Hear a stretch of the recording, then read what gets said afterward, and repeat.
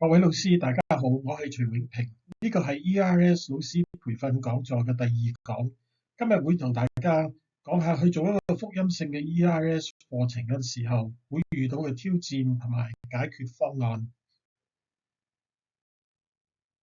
喺上一講中咧，我提到有三大挑戰，第一個就係內容嘅挑戰啦，點樣去發展一個福音性嘅 ERS 課程呢？第二就係方法嘅挑戰啦。點樣以成果導向，即係 outcome-based education 嘅方法去設計一個 ERS 嘅課程。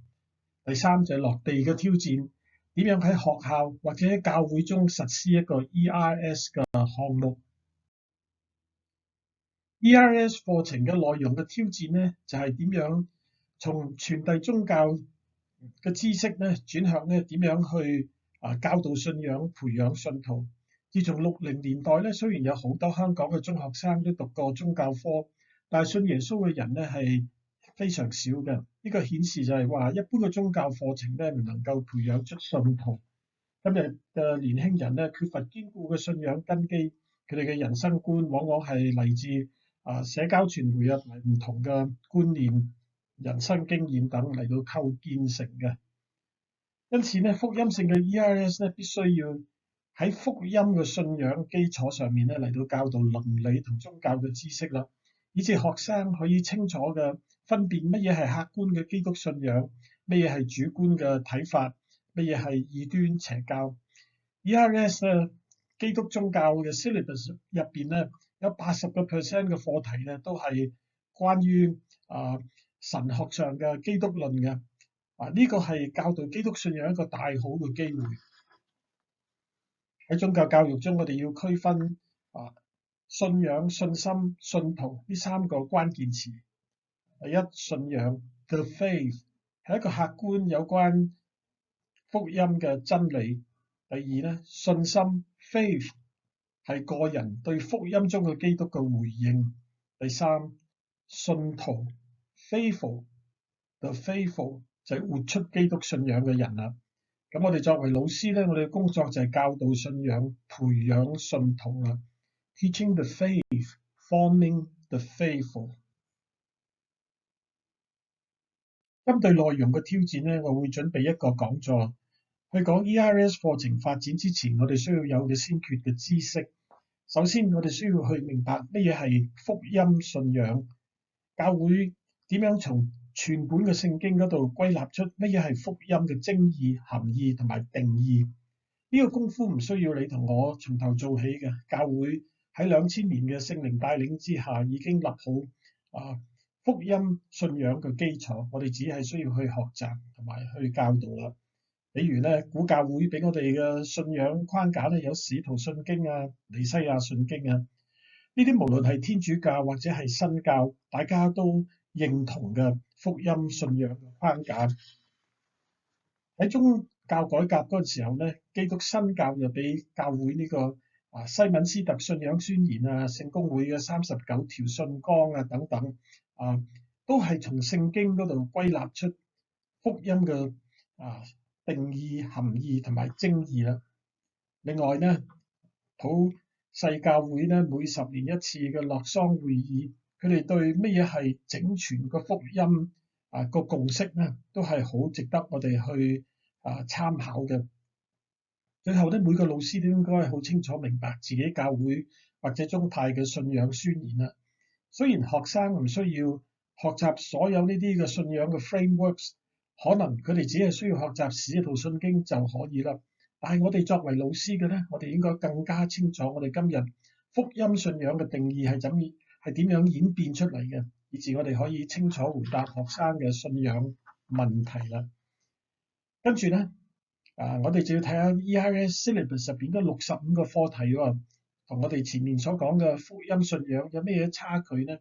然後喺呢啲差距嘅地方上面咧，做出適當嘅補充啊、深化、連接等等啊。比如咧，喺 ERS 課題裏面咧，佢係缺少咗神嘅啟示啊、創造之功啊、人嘅墮落啊，或者係新天新地啊呢啲課題嘅。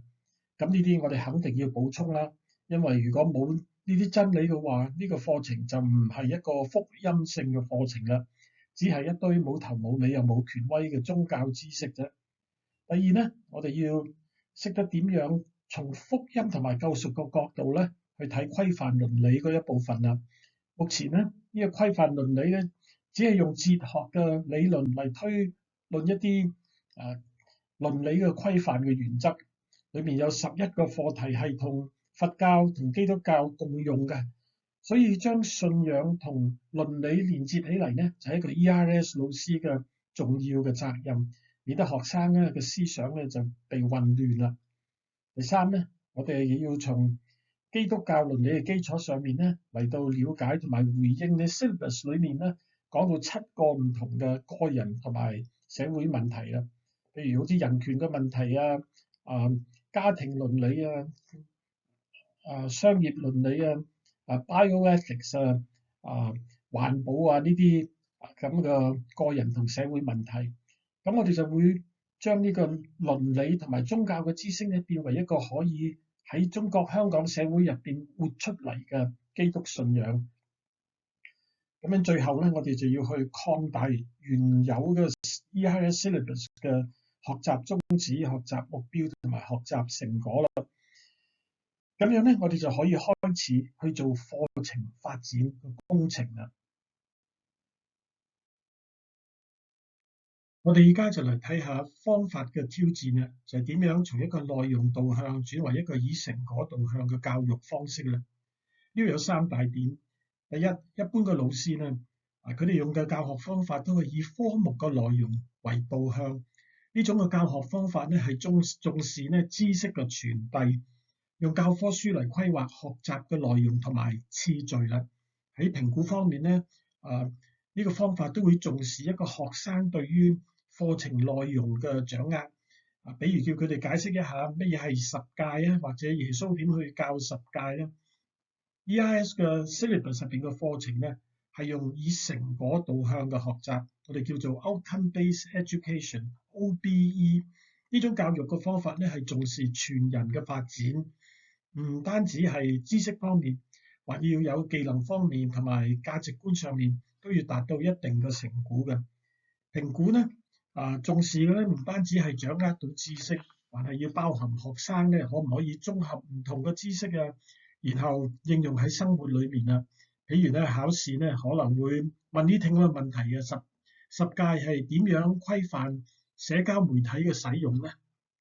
目前喺香港咧係冇 ERS 課本嘅，老師要知道點樣去設計 ERS 課程嘅。而呢啲課程咧，仲要幫學生達到11個唔同嘅學習成果，同埋咧要幫助佢哋喺文憑試嘅考試上面咧，可以考到 Level 5嘅水平。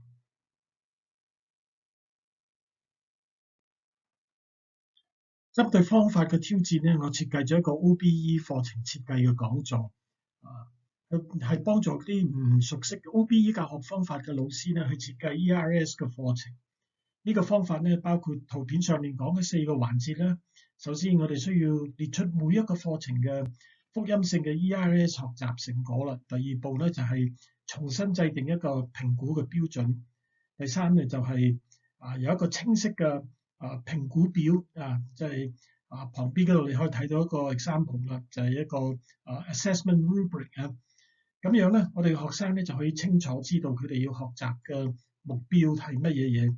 咁根據呢個評估表咧，我哋嚟設計一啲多元嘅學習體驗啦。所謂學習體驗咧，可能就係講座啊、閱讀啊、討論啊、參觀啊、服務啊，唔同嘅方式，或者使用一啲視頻嘅課程工具，讓學生咧可以通過呢啲體驗咧嚟達到課程嘅學習成果啦。最後一個環節就係點樣嚟到利用評估嘅結果咧嚟改進課程啦。課程唔係固定不變嘅，而係需要通過考試嘅成績啊、學生同老師嘅 feedback 啊嚟到持續優化。第3個挑戰咧就係落地嘅挑戰啦。如果一個教會或者學校要辦好一個 ERS 嘅課程嗰陣時咧，就有好多要考慮嘅因素啦。首先，課程發展嘅工作要喺唔同嘅情景之下咧，需要用唔同嘅方法嚟到設計課程。呢個唔係一個 one size fit all 嘅方案。比如咧，學校個環境入邊咧係比較嚴謹嘅，需要做好課程計劃啊、lesson plan 啊，要有測驗啊、考試啊、成績單啊，呢啲都好重要嘅。或者呢個學校係用英文嚟教 ERS，咁我哋要問下有冇 ESL 嘅輔助啊？又比如一個教會想開辦一個 ERS 嘅課程嘅時候咧，個課程嘅設計同學校裏面嘅又有啲唔同咯，因為教會有好多個活動，學校課程可以用一啲體驗嘅方式嚟到去進行學習嘅。又比如學校同教會咧都係鼓勵學生用自修嘅方法嚟學習 ERS 課程，咁樣咧要準備一啲學習嘅資料咧，應該係非常豐富嘅，讓到學生可以通過自己嘅閱讀啊、自修啊、同教會嘅傳道人討論啊等等嘅方式咧嚟準備考試。所以咧，如果要辦一個 ERS 嘅項目，除咗要發展課程之外咧，仲有好多其他嘅考慮嘅。整體嚟講咧，需要做一啲非常詳細嘅規劃嘅工作。特別要考慮到咧呢幾點啊。第一咧就係我哋提到一個成功嘅 ERS 項目咧，係需要學校、家長、學生之間嘅合作。所以我哋一定喺一個項目入邊咧，要考慮到點樣平衡4個利益關鍵者嘅需求同埋目標啦。對教會嚟講咧 ，ERS 係一個傳福音嘅機會。但係對學校嚟講咧，學生喺 DSE 考到嘅成績咧，對學校嘅聲譽有好大嘅影響嘅。而且如果學校要正式開個 ERS 班咧，有好多嘅考慮，譬如有冇老師有冇教室嚟決定嘅。對家長同學生嚟講咧，呢個直接就係關係到學生升學嘅機會啦。學生可唔可以考到多一科好嘅成績嚟到爭取更大嘅入大學嘅機會呢？當我哋清楚明白每個利益關係者嘅目標後呢，我哋就要諗下點樣去爭取佢哋嘅支持啦。需要做一啲宣傳嘅工作啦，但係邊個嚟做啊？點樣去做呢？呢都要預先考慮嘅問題。同時呢，喺呢個規劃入邊咧，我哋唔好忘記仲要有財務嘅規劃因為需要錢嚟請老師或者買教材需要有場地有設施呢濕濕碎碎嘅嘢咧，其實對一個項目嘅成功落地咧係非常關鍵嘅。所以一個 ERS 課程嘅主辦單位咧，要非常有系統、有意識嘅咁嚟到去規劃一個 ERS 嘅項目，咁樣咧成功嘅機會咧就會好高啦。為咗應對呢個落地嘅挑戰咧，我會有一套 ERS 項目規劃嘅培訓講座，內容咧會涉及到開始個 ERS 項目之前咧需要策劃嘅6件事情啦。首先係要進行一個落地環境嘅分析啦，即係呢個 ERS 課程喺學校裏面啦，或者教會裏面啦，或者邊度咧嚟到進行嘅。第二咧就係要知道咧每一個利益關鍵者點樣得到佢哋嘅支持。比如喺教會咧就係牧師執事會學校就係校長校董會宗教科主任我哋都需要佢嘅支持啦。最重要嘅咧就當然係要得到學生同埋佢哋嘅家長嘅支持啦，因為最終嘅決定權都仲喺學生同埋家長嘅手中。第三咧就係喺呢個項目規劃當中咧要做好課程嘅設計啦。比如邊個去設計嘅 syllabus 咧？因為呢個係一個3年嘅課程嘅，所以至少要做好3級嘅課程大綱啦。咁樣邊個去做？點樣去做咧？都需要落實咁嚟到去策劃嘅。接住咧就係主辦嘅單位咧要有一個 marketing plan 或者招生嘅計劃同埋一個3年嘅財務嘅計劃。因為咧每年都有收入有開支，加上咧落地之前要投一啲資金咧嚟做老師培訓購買設施或者打廣告做宣傳活動等等。然後咧就要安排老師同埋呢個項目所需要嘅其他人員好似客座講員志願者行政同工等等。最後咧就要考慮到場地同埋課程嘅管理應該點樣去做，同埋邊個去做啦？場地係咪要租用咁樣咧？場地又需要有啲咩嘢教學嘅資源啦？有冇需要有複印筆記呢啲都要預先策劃好嘅。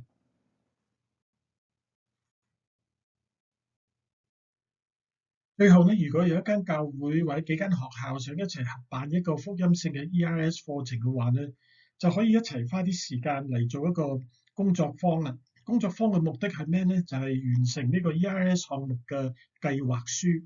計劃書嘅內容咧，當然要有咧，第一咧，至少係有3級嘅 ERS 課程嘅大綱啦，中4、中5同埋中6啦。第二咧，就係有一個課程管理嘅方案啦，就係人力、物力呢啲資源咧嘅需要係點樣嚟到準備。第三咧，就係有一個宣傳或者招生計劃書啦。第四就係要做好一個3年嘅財務預算啦，好叫教會啊或者學校知道咧嗰啲資源喺邊度嚟。以後如果係收費嘅話，收幾多學費啊等等，呢啲都係要喺呢個工作坊嗰度咧面對面嚟到去落實嘅。總結下今日嘅講座咧，我介紹咗4個培訓嘅機會。第一就係福音性 ERS 課程發展嘅講座，第二就係 OBE 課程設計嘅講座，第三就係 ERS 教育項目嘅規劃嘅講座，第四就係 ERS 項目規劃嘅工作坊。如果你對呢啲講座係感興趣嘅話，或者有任何問題，請通過以下嘅 email 嚟到聯絡我啦，徐永平。感謝大家收聽，我哋下個講座再見。